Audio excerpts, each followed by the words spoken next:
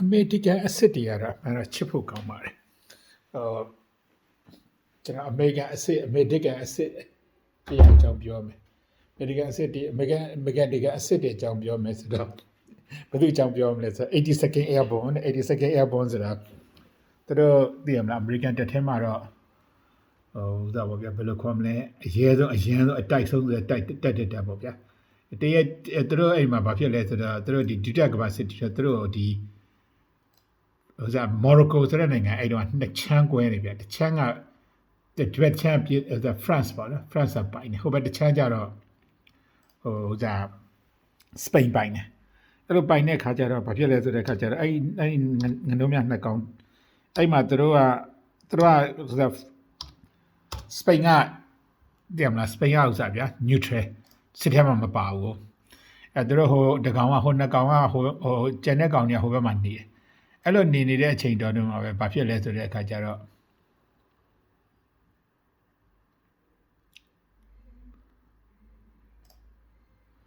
အဲ့နေတဲ့တည်းမှာဘာဖြစ်လဲဆိုအဲ့ကန်နာမှာနေနေတရက်ကျတော့ desert rat ကန်နာကြွက်တဲ့ကောင်ပေါ့ဗျာကြွက်တဲ့ကောင်ကိုသူတို့ရဲဘော်တွေကတွေ့တယ်အဲ့တော့ကန်နာထဲမှာကစဉ်းစားကြည့်ပေါ့ဗျာပူတာဟုတ်ဗျာပူတဲ့အခါကျတော့ပူတဲ့အခါကျတော့သူတို့တွေကတယောက်မှအိမ်ဝင်မထားတယောက်အိမ်ဝင်မထားဘောင်းမီလည်းဝင်မထားဘူးဘာဝဲတာဆိုတော့ခေါင်းပေါ်မှာတန်ခမောက်ရဲ့ဟိုခြေထောက်မှာဖက်နှက်ရဲ့ဒါပဲရှိတယ်အဲ့တော့ဘာဖြစ်လဲဆိုတဲ့အခါကျတော့အဲ့ဒီကြွက်ကိုလည်းတွေ့အဲ့ရဲဘော်နောက်ကအဲ့ကြွက်နောက်ကနေတယောက်ကစားဟေးဆိုအဲ့ကြွက်ကိုနောက်ကလိုက်မောင်းကြွက်ကလည်းပြေးတာပေါ့နော်ကြွက်ခင်ဗျာလည်းပြေးရတာပေါ့ပြေးတဲ့ခါကျတော့နောက်ကအဲ့တယောက်ကစားရတယ်ကျန်တဲ့လူတွေအကုန်လုံးလိုက်ပြီးတော့ဟေးနဲ့អော်ကြတာပေါ့អော်တဲ့ခါကျအဲ့မှာဥစားကအဲ့မှာဘုံလုံးလိုက်អော်ကြကြွက်ကလည်းပြေးပေါ့ကြွက်ကလည်းရှိရပြီသူတို့ကနောက်ကလိုက်ပေါ့လေအဲ့လိုဖြစ်နေတော့ကြွက်ကလည်းစဉ်းစားတယ်ကြွက်ကလည်းဗာစဉ်းစားလဲဆိုတဲ့ခါကျတော့ဖြစ်သေးဘူးပေါ့လေငါဒီတိုင်းဆက်နေလို့ဖြစ်ဘူးငါဒီကနေလွတ်အောင်ပြေးမှာပဲဆိုပြီးတော့သူကလည်းကြွက်ကလည်းဘယ်ကိုပြေးလဲဆိုတော့ဟိုစပိန်မော်ရိုကိုတွေကိုလစ်အောင်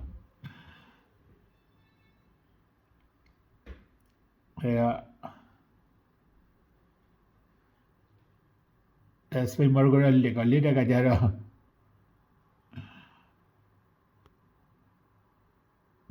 စပိန်မော်ရိုကိုလစ်တဲ့ခါကျတော့ရဲဘော်တွေနောက်ကတတိုင်းပါသွားတာပါလေအဲ့တော့ဟိုသူတို့နောက်ကတရင်မှုလည်းငါတရင်တော့ဆုံးရကြည့်ရတော့ခင်ဗျားတို့သိပြီးသားကိစ္စပါ neutral နိုင်ငံတစ်ခုမှာ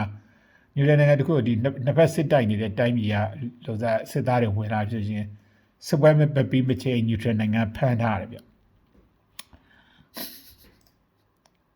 အဲ့တော့ဟိုကျွန်တော်ပြောနေတာပါလဲဆိုတော့တကယ်အမေရိကန်အစ်စ်တွေကတော့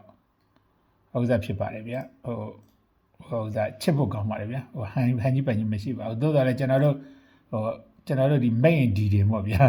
main D တွေ medical mind နဲ့တွေ့တဲ့အခါကျတော့ main D တွေ medical mind နဲ့တွေ့တဲ့အခါဇက်ကရှုပ်ကုန်အောင်သိရမလားအဲ့တော့ထားပါတော့လေအဲ့တော့ဥစားဘာဖြစ်လဲဆိုတဲ့အခါကျတော့အဲ့ဒီဥစားအဲ့ဒီလူတွေmain D တွေ medical မရပါပြောလဲဆိုတော့ तू ကစတာကျတော့ဖင်လို့ဇင်လို့ပေါ့ဗျာနာမည်ကောင်းပြီးတော့ဖင်လို့ဇင်လို့ငါတုတ်ကောင်ကိုသူတို့ခေါ်နေတုတ်ခေါ်နေတဲ့ကောင်ရှိတယ်တုတ်ကောင်ဆိုတဲ့ကောင်ငါတုတ်ကောင်ဆိုတဲ့အကောင်ကိုတဲ့ထားခဲ့ပြီပေါ့နော်တုတ်ကောင်ပျောက်သွား2ရက်လောက်နေတာငါတုတ်ကောင်ဆိုတဲ့ကောင်ထားခဲ့ပြီတဲ့ဖင်လို့ဇင်လို့ပေါ့ဗျာအမှန်က तू ကိုကတာဖင်ဟောပါဘူးဂျပန်ဇင်ဝါဒအဲ့ဒါကိစ္စနဲ့ပတ်သက်ကျွန်တော်လူတွေကထင်လို့ကျွန်တော်ပြောကြတာရှိသေးတယ်ဟိုစားကျွန်တော်ဘာကိစ္စမလို့ဒီဇာခွဲနဲ့ဖောက်ထုတ်နဲ့မှားနေဆိုအဲ့ဒါကျွန်တော်ပြင်မဟုတ်ဗျာခင်ဗျားတို့ဇော်ကြီးလက်ကွက်မှာကျွန်တော်ဆရာမမကျွန်တော်ဇော်ကြီးလက်ကွက်တင်တယ်ဇော်ကြီးလက်ကွက်တင်တဲ့ခါကျွန်တော်ဆရာမမတင်တော့ကသူကဇော်ကြီးလက်ကွက်မှာသိရမလားဟိုစား10ကီလိုနေလို့ချင်းဇာခွဲဖြစ်တယ်10ကီလိုမနှိမ့်မိလို့ချင်းဖောက်ထုတ်ဖြစ်တယ်ဆရာမမတင်တယ်ကျွန်တော်ခဏ10ကီလိုကျွန်တော်မစ်ပြီးမနှိမ့်ပြီးတော့အဲ့တော့ကျွန်တော်ဇာခွဲကျွန်တော်ဆရာမမစီတခါကျလို့ဇင်ဖင်ဖြစ်တော့အဲ့ဒါပြောတာကျွန်တော်တမင်တကဖင်မဟုတ်ပါဘူးဖင်တာမဟုတ်ပါဘူးအဲ့ကနဘေးရောက်တော့တုတ်ကောင်တုတ်ကောင်သူထားခဲ့ပြီပါလေဘာညာကွကတော့ဖင်လို့ဇင်လို့နဲ့တုတ်ကောင်ထားခဲ့ပြီဆိုပြီးလဲပြီးသား ပြီးတော့တော့ကြတော့24နိုင်အောင်မပြည့်ပါဘူးတုတ်ကောင်ကြောင့်သူမှန်ကြောင်းသူတော့တုတ်ကောင်ကြောင့်တုတ်ကောင်ကြောင့်ပြည့်ကြမှာသူတော်ကြောင့်သူတက်ကြောင်းသူဟိုနေ့ဖြစ်တော့ဒီတင်းဖြစ်ကြောင်းပါဗျာခက်တာပဲဒီမိတ်ရင်ဒီတင်းတွေကလည်းသိရမလားသူတို့ကဒီအမေရိကန်မှာရှင်းနေရုံပြတာလို့တော့သူတို့ကတရားမင်းကတော့အောင်မင်းကြာကွာချတာပါပဲဗျာ